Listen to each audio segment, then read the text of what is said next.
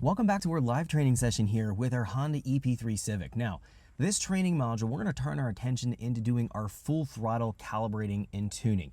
We're going to be dialing our engine in, which is a Honda K24 engine without VTEC enabled. So VTEC is going to be our low and high switching function, giving us two distinct cam profiles out of the same camshaft design.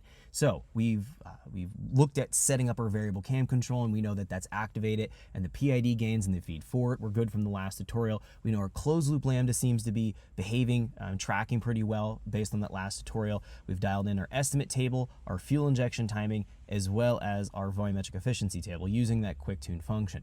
Now we've dialed everything in the VE table below 80 kPa. So I would say 80 kPa below, even 70 kPa below, we're pretty dialed in there. When we get above 80, 90 kPa, that's when we're getting into high load, full throttle situations. This is where we haven't touched yet. So these VE values are unknown. We're going to use that quick lambda function, just as we talked about in that last training module, to work out our volumetric efficiency table values so that we're delivering the proper fueling to the engine, and the closed loop is going to make minimal adjustments and changes. Now, we will be going through and dialing in the VE table here. That's going to be one of the first things we have to calibrate and tune. But in order to really get started with our calibration process at full throttle, we want to rely on a knock sensor to allow us to have knock feedback and give us information as to what's going on within the knock of our engine. We don't want to have knock happening if we're trying to dial our spark timing in or doing full throttle pulls. Now, let's talk about a couple things that we've changed in our base map creation process so we understand where we're at and exactly what we're doing here within the knock control and the spark timing. So the first thing we really want to calibrate is going to be our VE table. If we're variable cam, we're going to have to mix that in during the calibration process. That's what we're going to watch and look for here in this training module. And then the last thing we really adjust at full throttle is spark timing. But we need to make sure that the spark timing is going to be conservative to be able to dial the airflow model in, to be able to dial our VE table in here. So how do we do this? So jumping from our fuel tuning window, we're gonna go over here to ignition tuning. In this specific window, we're finding that I have my main spark timing table. We've dialed everything in part throttle in that last training module, trying to look at maximum brake torque optimization in the part throttle cruise areas. So essentially from 60 kPa and below, we know that these values are valid and it's pretty much dialed in. Now above this, we haven't calibrated anything yet. And in fact, we've put pretty conservative values for our spark timing table. So if we take a look here, 80 kPa and above, we're going to find that we have values of roughly 12 degrees. Now what I'd like to do here is put the spark timing values about half of where I expect the spark timing to be at on a given octane fuel that I'm calibrating and tuning. So right now I've set it to 12 degrees, and that's a conservative value. I expect to be anywhere between 20 to maybe 24 degrees of timing on a Honda K series engine that's high compression like this. So I'm about 12.5 to 1 compression on pump gas.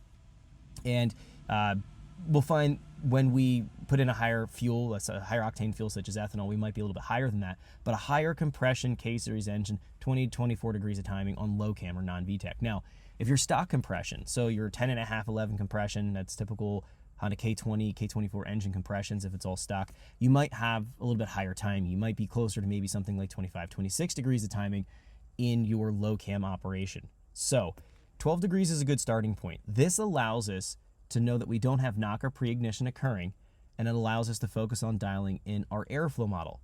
But it also allows us to take a look at setting up our knock control, specifically the knock threshold table. If we don't have any knock or pre-ignition occurring, then we know that we can rely on the low spark timing to guide us in what the knock threshold should be set at so that we can avoid triggering the knock control when we're going in and not having a knock event. So we're going to be able to figure out that threshold when there's actual real knock event and when there's an actual engine noise and it's just falsely triggering the knock threshold. So we need to set all of the information.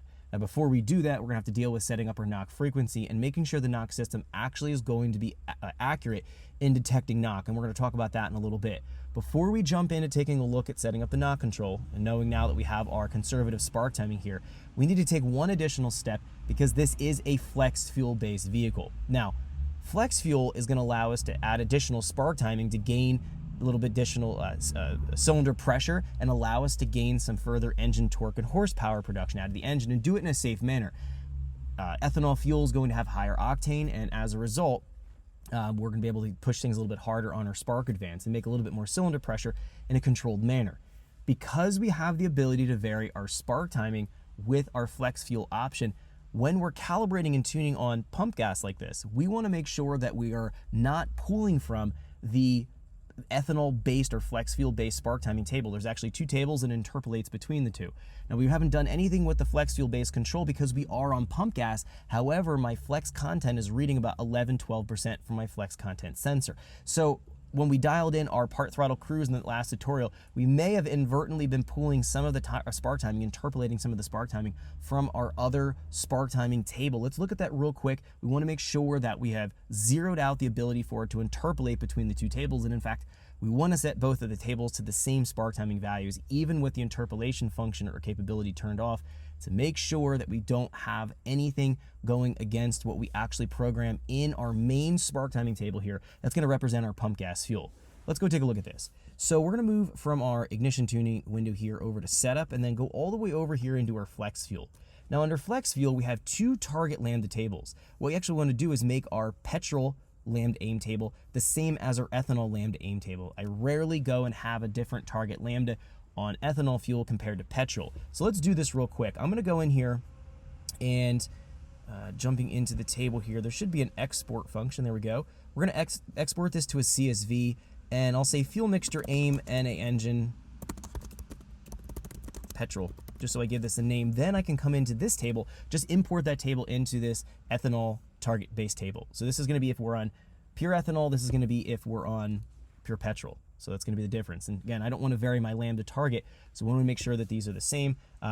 What we can find here is that the lambda aim blend table allows us to do the interpolation between these two tables. So we can see here, this is based on fuel composition or ethanol content. Right now, I can see I'm right around 10%. So we can see the little cursor here showing us where we're sourcing in the table. Now, this is a value of 0. 0 here means that we're pulling all of our target lambda from our main petrol table. If we have a value of 100, that means we're pulling all of our target lambda from our ethanol specific lambda aim table. Because we're zeroed out right here, we're not going to find it's going to do anything with this target lambda. What I want to do for right now is just set this to 0 so it utilizes all of my petrol table, but I still want to copy my petrol table into the ethanol table just in case. So I'm going to go here and right click, and we're going to go to import, and then we're going to do from CSV, and then we can select that here. So fuel mixture aim NA engine petrol, and we can find the table is now going to be identical to our petrol table. So the two tables are set the same. Our blending on the tables is also set the same. Now we also have injection timing primary petrol, injection timing primary ethanol. They are different here. Let's just copy our petrol table into our ethanol table, the alternate fuel table. We'll find that we don't need to vary our injection timing between petrol and ethanol, at least in any engine I've ever calibrated. I haven't had the need to do that, but they do give you the ability to go in and change some things up.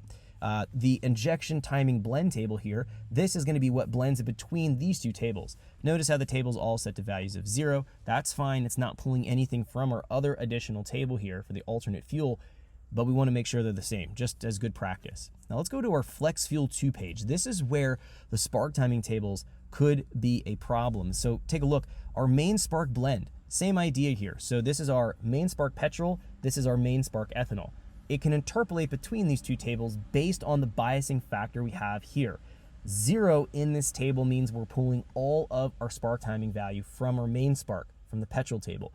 100 here means that we're pulling all of our spark from our ethanol-based table. And then something like 50 would be... Thanks for checking out our teaser clip. If you want to see the rest of this video and more than 500 hours of current EFI training we have to offer, make sure you click right here. If you want to go and check out more teaser clips from this training course, click here, and you don't want to miss any of the videos we're going to be releasing on this channel, so make sure you subscribe and click here. Thanks for watching, and I'll see you guys later.